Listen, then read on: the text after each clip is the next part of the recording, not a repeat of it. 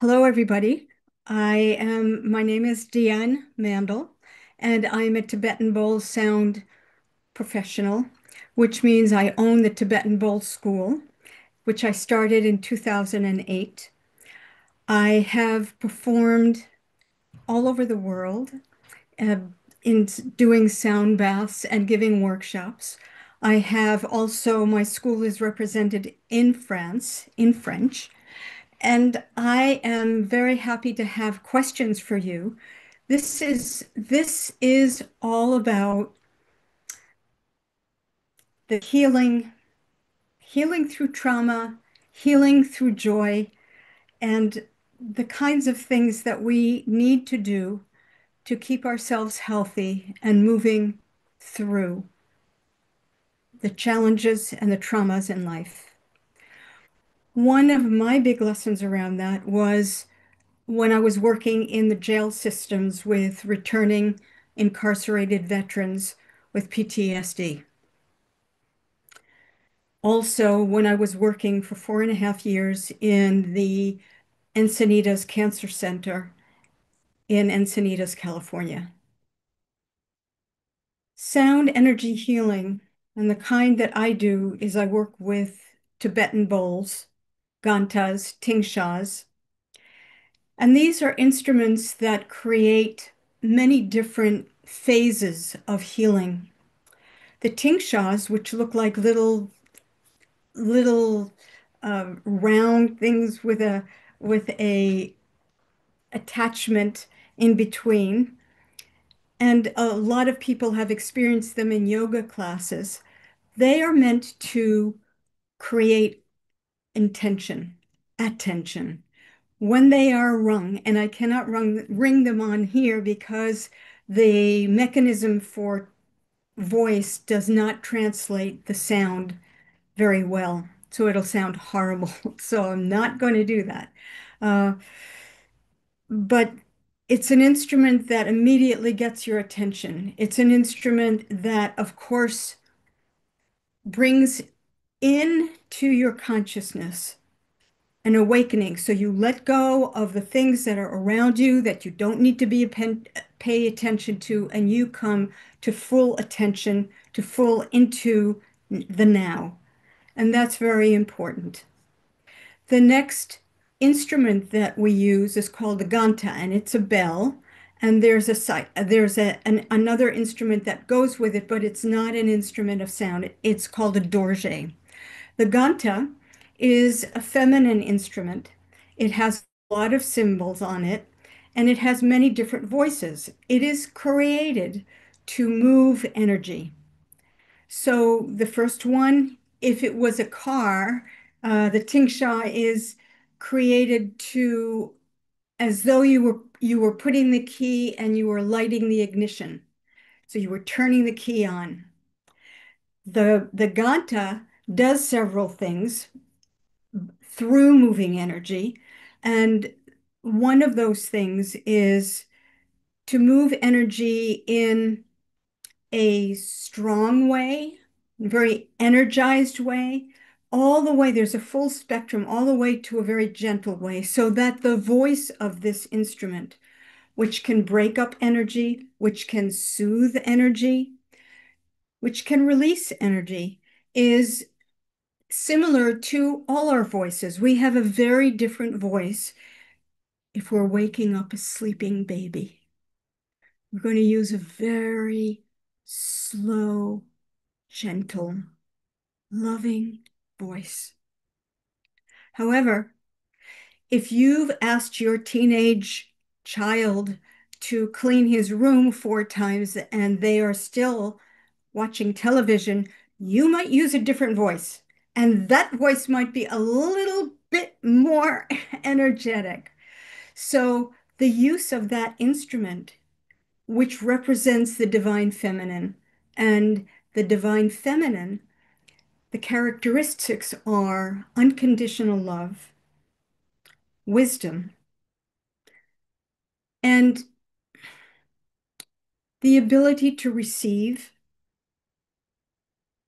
just to receive. It's not that easy. think about when somebody gives you a compliment, how often you say, oh, well, you get all embarrassed. This is the ability to receive saying, thank you. This is wonderful. It's an instrument that can break up energy. So if you clack it, dunk, dunk, dunk, dunk, dunk, dunk, dunk, it breaks up energy. But if you sing it, it's very, very soothing.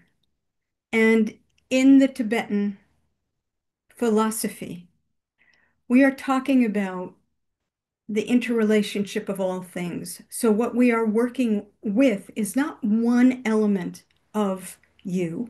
We are working with the entire spectrum of who you are, including spiritual, including cognitive, including physical, including emotional. And these instruments are working on all of those things.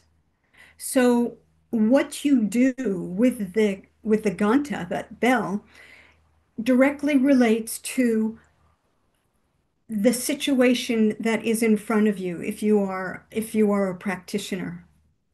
And the other instrument, the dorje, represents a divine masculine.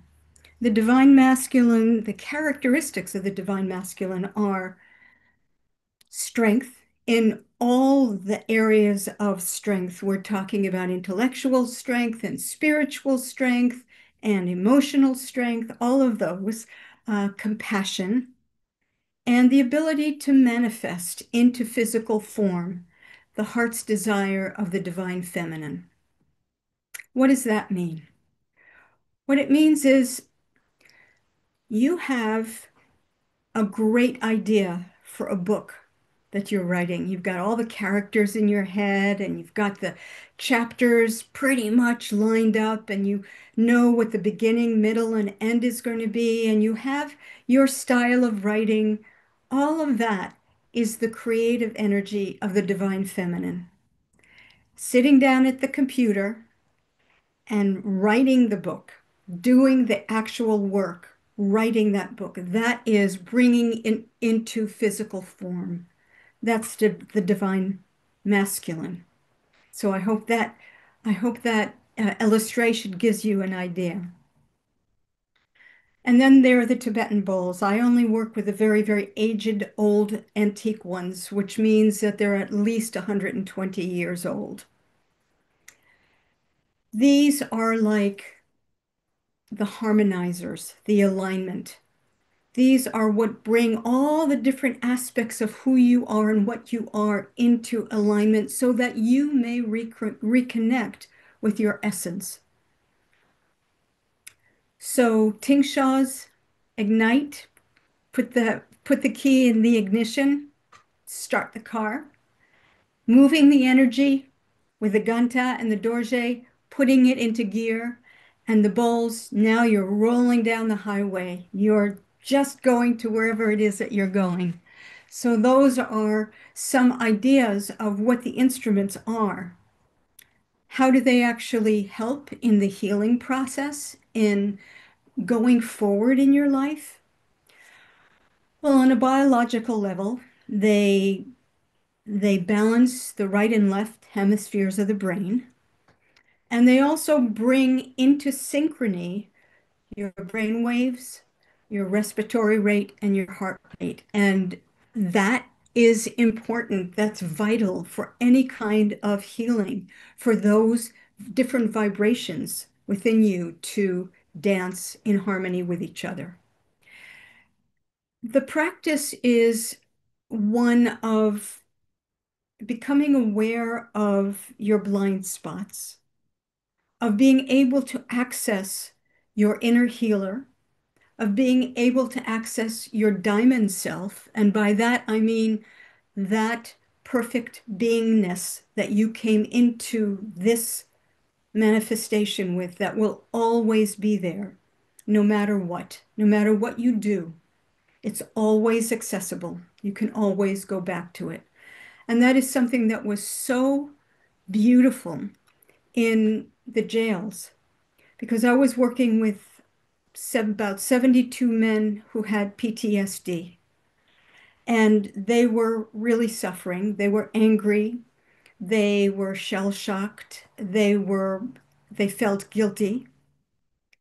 They couldn't accept themselves because of some of the things that they did, not necessarily through the war, but after the war. Drugs, some kinds of physical violence, alcohol, robbery, all kinds of things they were there for.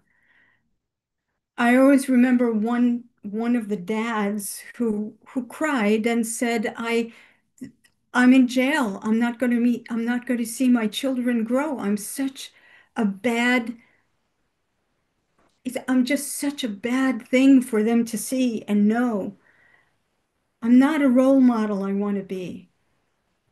And at the end of 12 weeks, he was able to write a letter to his future self, reminding himself that he was a magnificent individual who had made some mistakes, and he was forgiving himself for the mistakes. And he was focusing and committing not only to move forward in or out of jail, to move forward to help not only himself, but others who were in a situation of having made a very huge life-changing event uh, in their lives. So this is the kind of thing that helps you to gain more clarity and gain a much larger perspective of who you are. That's not necessarily based on what you've done or what you're doing, but it helps you to take that and move that into the person that you are growing into and that you are intentionally growing into. You form new habits. You see yourself differently. A lot of my cancer patients were walking around in the world very uncomfortable, walking around thinking of themselves as walking cancer. And it's true, they had cancer and they were walking around. But what they were also doing is they were seeing and feeling and talking and reading and helping other people, even if they were bedridden. There were there were so many other things about them besides the cancer. And this modality of sound healing is one that helps us to become a witness of our condition rather than a victim of the condition. So it's powerful. There are a lot of people out there that are practicing Tibetan bowl sound healing and they don't really know what they're doing because they've just taken a quick course or something. It is very, very complex. You have to train your ear to hear a lot of different harmonics. And for example, if I put a bowl on somebody's heart and the higher harmonic does not come out, first of all, I have to know the full potential of what is available harmonically in that bowl. And so I have to recognize when something is not happening, and then I have to know what to do to help it happen because it is reflecting. It is a reflecting mechanism of what's happening within you. So if the high harmonic is not coming out, I know that that heart is not completely open, and I need to know what to do to help it, to help release it. I have to know what kind of bowl I need to use. I have to know what kind of patterns of sacred geometry. I have to I have to be able to know what instruments and how to use them. I have to be patient because something that happens to us, we learn by repetition. So it's not in one session that someone's all of a sudden going to have an open heart. It took a while for that heart to close. So it's going to take some repetition. We've learned everything to walk, to eat, to read, to speak through repetition. This is no different. It's another language. I would be very happy and open if anyone had questions. I don't know if this podcast is something where I can take questions. I'd love to know. And if you have questions, I would be very happy to hear some of them. I see you. No? Okay. So perhaps I can tell you a little bit more about how they work with. From Katie, do you teach this skill somewhere? Oh, sorry. Yes. I think I have to go to chat. Ah, there you go. Yes. Do you teach this skill somewhere? Yes, I do. A I have a couple of things. I have a Tibetan bowl sound healing school. And all of my workshops are also online, and you learn them through video and you learn them through handouts that I send, and also private mentoring sessions with me if you want to do everything online. And some people live far away and they can't go to the school. Right now, the hands-on introduction to sacred sound, Tibetan bowl sound healing, is done by a colleague of mine who was a student and is now a practitioner, who's also the musical director of the Blue Man Group. And he's doing that in Seattle, Washington in October. So please get in touch with me and I'll put you in touch with David Corder, and that'll be helpful, and you can do that. And if you only want to work online, it's harder because, first of all, you don't have all the bowls most of the time. You can get a lot of information, but you won't be able to practice them unless you're already working with Tibetan bowls, and then you can add to your collection um, through what you learn. But it's really great to be able to have a hands-on session. You have somebody there all the time who's giving you feedback, who knows what they're doing, and who provides you with the entire scope of instruments that you need to learn to do a private session or to do a sound bath.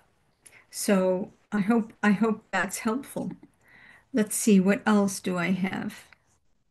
Um, okay. Any other messages? Any other questions right now? I also work with animals. I have worked mostly with dogs, therapy dogs, and dogs that have had a little bit of trouble, either energetically or the bulls. What they do is they bring down the trigger. They bring down the aggression trigger of a dog. And I have to say that dogs are even more aware of the harmonics than humans are because they hear a lot more harmonics. And so when you work with animals, you have to know that. They're also like children, you won't get a second chance. You can't talk your way out of it. If you scare an animal or if you hurt an animal through how you're doing what you're doing, you will not get forgiveness as you might with a human being, because they don't understand. They'll just leave the room and they're not going to come back. They'll see you with that instrument and it'll remind them of fear. So when you're working with animals, again, you have to know what you're doing. You have to know that you only really want to work with the lower instruments. You probably won't strike those instruments because that's quick. You probably only want to do soothing sounds, and eventually, you'll be able to take your hand with an instrument on it and put it on one of the animal's chakras. But that might take a while. And the first one that I did was in Phoenix, Arizona, and it was for 42 dogs and their owners.